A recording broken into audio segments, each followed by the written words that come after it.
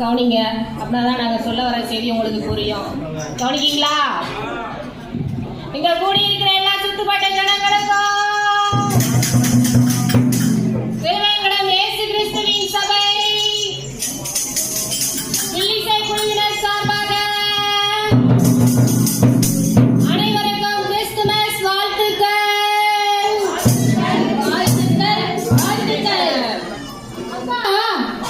நம்ம வில்லுப்பாட்டை ஆரம்பிக்கும் முன்னால படைத்த அந்த தேவாதி தேவனையும் கர்த்தரையும் வாழ்த்தி ஆரம்பிப்போமா? சரியா சொன்னீங்க. பாடிடுவோம். தந்தனத்தோம் என்று சொல்லியே வில்லினில் பாட ஆமா வில்லினில் பாட வந்தருள்வா இயேசு பாலனே. தந்தனத்தோம் என்று சொல்லியே வில்லினில் பாட ஆமா வில்லினில் பாட வந்தருள்வா இயேசு பாலனே. புதுக்களோசை தாளத்தோடு கொட்டு முருகி மேளத்தோடு புதுக்களோசை தாளத்தோடு கொட்டு முருகி மேளத்தோடு வித்தை மகனே சியாவே என் தேவனே வந்தருள்வா இயேசு பாலனே. வித்தை மகனே சியாவே என் தேவனே வந்தருள்வா இயேசு பாலனே. அக்கா, ஆண்டவரை வரவேற்றுட்டோம். ஆமா நம்ம சொல்றத கேட்கறதுக்கு சரி கூடி வந்திருக்கிற எல்லாரையும் வரவேற்றுருமா? சரியா சொன்னீங்க. அட ஆமாப்பா ஆமா வந்தார வரவேற்கிறதான நம்ம தமிழர் பண்பாடு. சரியா சொன்னீங்க. வரவேற்றுவோம். ஐயாமாருக்கு வணக்கம், நம்ம அம்மாமாருக்கு வணக்கம், அண்ணாமாருக்கு வணக்கம், நம்ம அக்காமாருக்கு வணக்கம், தங்கம்மாருக்கு வணக்கம், நம்ம தம்பி தங்கச்சிக்கு வணக்கம். வணக்கம் வணக்கம் வணக்கம் எல்லாருக்கும் வணக்கம். நாம எல்லாரும் இங்க கூடி வந்திருக்கோமே. ஆமா வில்லுப்பாட்டுல இன்னைக்கு நம்ம எதை பத்தி பாட போறோம்? சரியா சொன்னீங்க. 2000 வருஷத்துக்கு முன்னால கன்னி மரியாளிடம் பிறந்த இயேசு கிறிஸ்துவ பத்தி தான் பார்க்க போறோம். என்ன கன்னி மரியாயிடம் இயேசு பிறந்தாரா? எப்படிக்கா ஒரு கன்னி பெண்ணியிடம் குழந்தை பிறக்க கன்னி பெண்ணு குழந்தை பெற்றெடுக்க முடியும்? அப்படி கேளைய ராசாத்தி. கன்னி பெண் மரியாளுக்கு ரொம்ப பக்தியான தேவனுக்கு பயந்த நல்ல குணம் இருந்ததுனால தேவனே அவர்களை தேர்ந்தெடுத்து தன்னுடைய தூதன் மூலமா இந்த விஷயத்தை நற்செய்தியா சொன்னாங்க. அக்கா, அது எப்படி திருமணம் ஆகாத கன்னி மரியாமா அது எப்படி ஏத்துக்கிட்டாங்க? முதல்ல அவங்களுக்கு பயமா இருந்தாலும் நான் ஆண்டவருக்கு அடிமை, உம்முடைய வார்த்தையின்படி எனக்கு ஆக கடவுளேன்னு சொல்லி அவங்க வார்த்தைக்கு அப்படியே கீழ்படிஞ்சிட்டாங்க. சூப்பர்ல தங்கச்சி. அந்த காலத்துல கன்னி பொண்ணு கர்ப்பமானா எப்படி எல்லாம் கஷ்டப்படுத்தி இருப்பாங்க, எப்படி எல்லாம் கண்ணு காது மூக்கு வச்சு பேசி இருப்பாங்க. ஆனா அந்த பொண்ணு அதை பத்தி எல்லாம் கவலைப்படாம கர்த்தருக்காக அப்படி இருந்திருக்காங்க. அப்படியெல்லாம் கிடைச்சவர் நம்ம இயேசு சாமி. உலகினில் இறங்கி உன்னத ஆவி, உலகினில் இறங்கி கன்னி மரியிடம் கர்த்தரும் அவதரித்தார். கன்னி மரியிடம் கர்த்தரும் அவதரித்தார். எத்தனை பெயரிடுங்கள் பாவம் நீங்கிற சிவபரவர். எத்தனை பெயரிடுங்கள். அக்கா, எனக்கு ஒரு சந்தேகம். சொல்லு தங்கச்சி. ஏசு நம்ம ஒரு சாமியா என்ன? அவர் நம்ம ஊரு சாமி மட்டும் கிடையாது. அவர் உனக்காகவோ எனக்காகவோ நம்முடைய எல்லாருடைய பாவத்துக்காகவோ பலியாக வந்த தேவ ஆட்டுக்குட்டி நம்ம ஏசப்பாவை இந்த ஊரு சாமி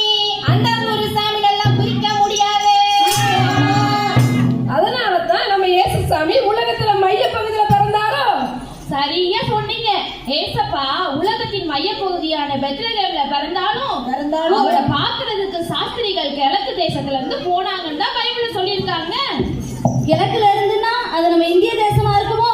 அப்படியும் இருக்கலாம், நம்ம இந்திய தேசமா கூட இருக்கலாம். ஏன்னா கணித சாஸ்திரம் இப்படிப்பட்ட எல்லா சாஸ்திரங்களை கத்தவங்க எல்லாம் நம்ம கிழக்கு பகுதியில தான் பிறந்தாங்கன்னு நம்ம தமிழ்நாட்டு வரலாறு சொல்லுதுல. அப்படியா? கிழக்கு தேசத்துல இருந்து எருசலேம் வரைக்கும் எப்படி போனாங்க? வழி எப்படி தெரிஞ்சிச்சு? அதை கொஞ்சம் சொல்லுங்களேன். அத ஒரு பாட்டா பாடுறேன் கேளுங்க.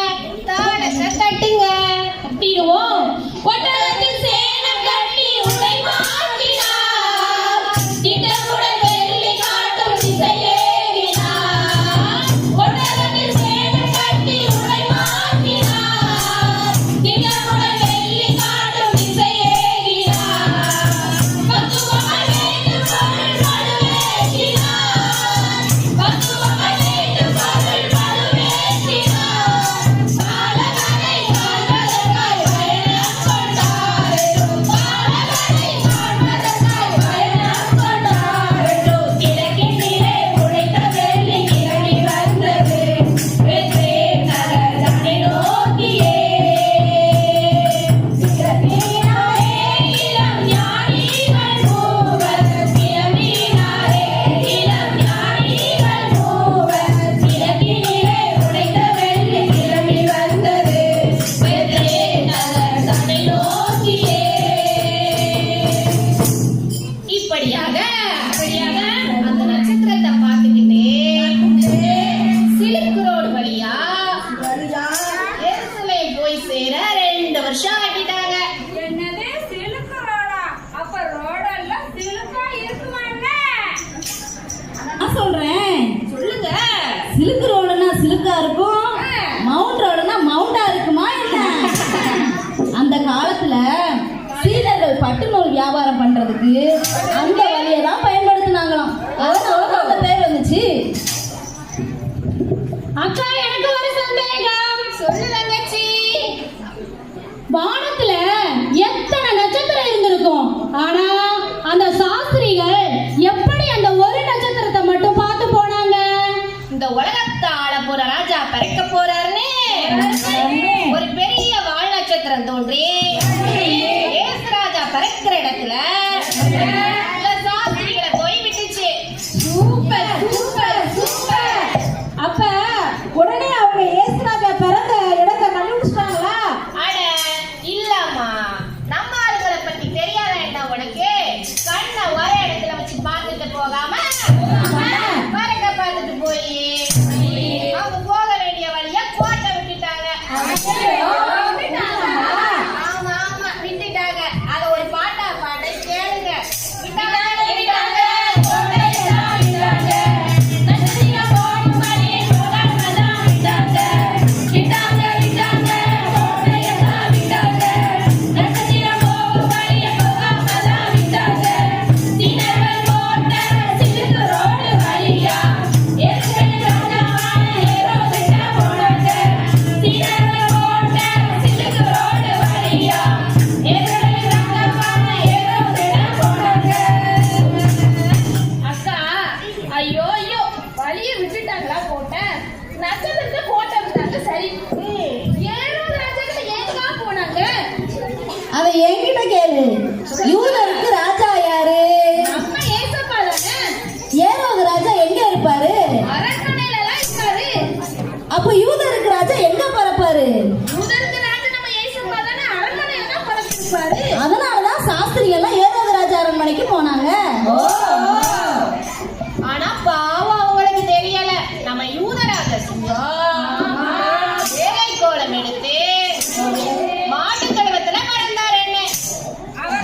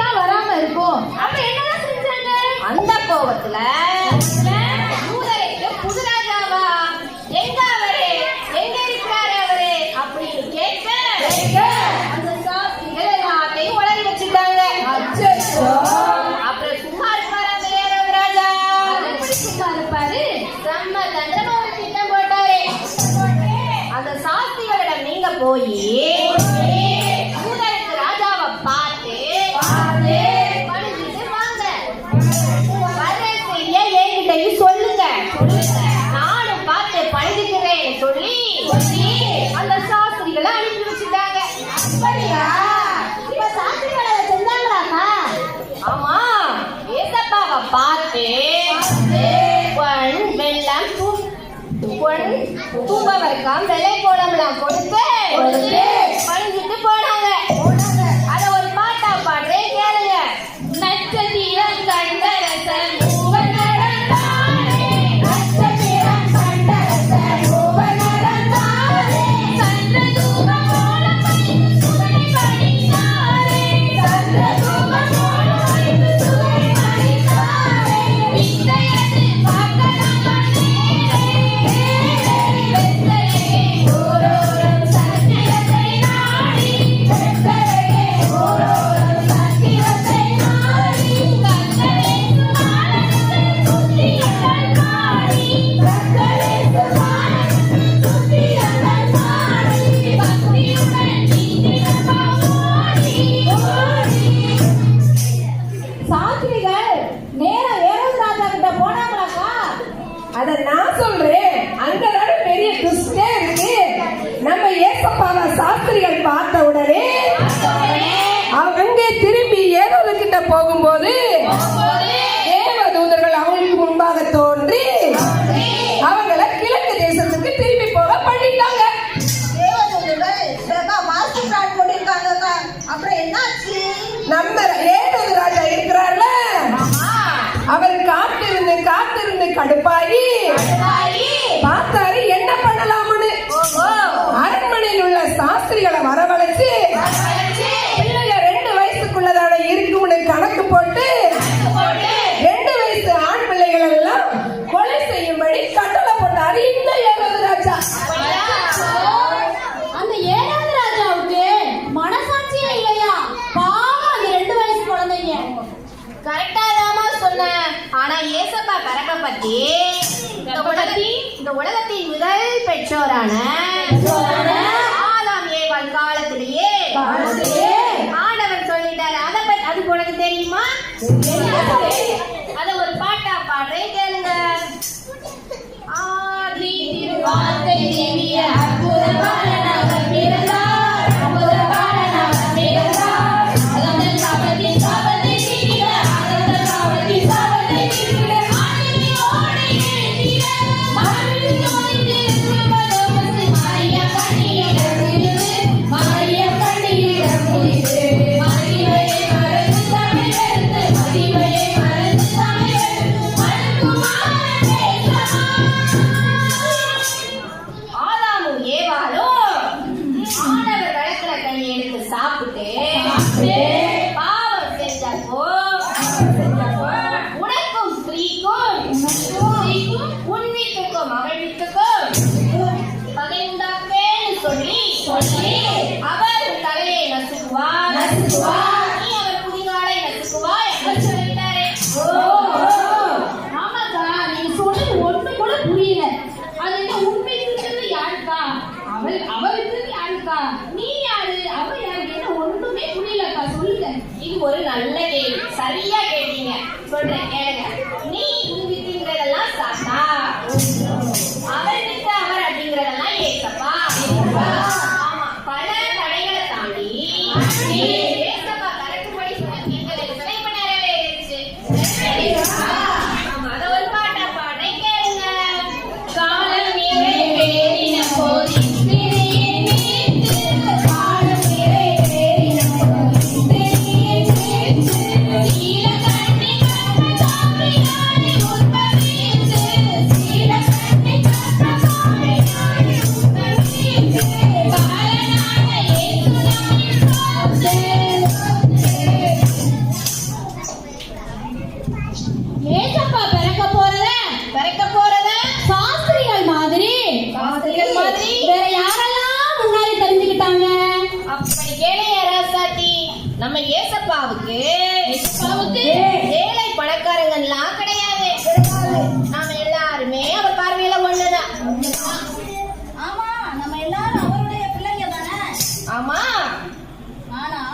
என்ன ஆனா சாஸ்திரிகள் அவங்க அறிவை பயன்படுத்தி நட்சத்திரத்தை சரியா கணிச்சு ஏசப்பாவை பார்த்துட்டாங்க. அரண்மனையில வேதம் படிச்சவங்க ஏசப்பா பெத்லகேம்ல தான் பிறந்தாருன்னு வார்த்தைகள் மூலம் தெரிஞ்சிருந்தாங்க.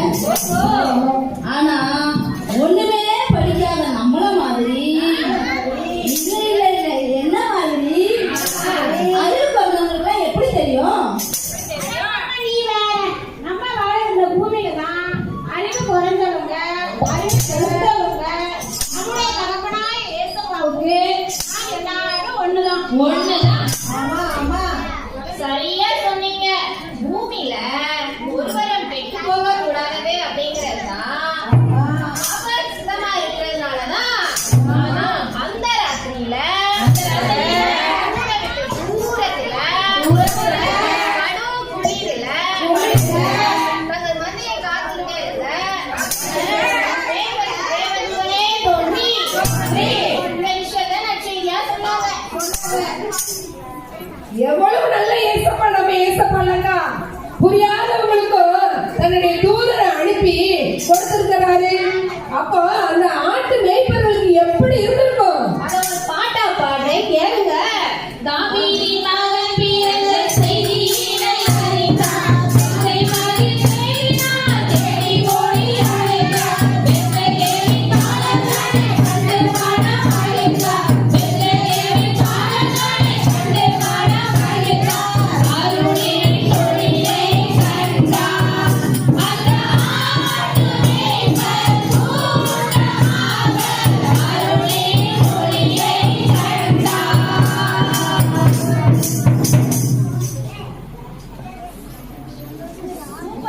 சூப்பர் நம்ம ஏசப்பா ஏழைகளின் ரட்சகர். ஆமா ஆமா, அது மட்டுமல்ல, ஏசப்பாதான் உலக ரட்சகர்மா. நம்ம எல்லாருடைய பாவங்களை சுமந்து சிலுவையில மரித்து நமக்காக சிலுவையில உயிர்த்தெழுந்த ரட்சகர். ஆனா ஏசு சிலுவையில மரிச்சா நம்ம பாவம் எப்படி சரியாகும்?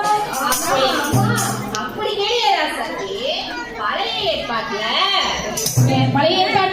பாவத்துக்கு பரிகாரமா ஆட்டுக்குட்டியை தான் பலியா கொடுத்தாங்க.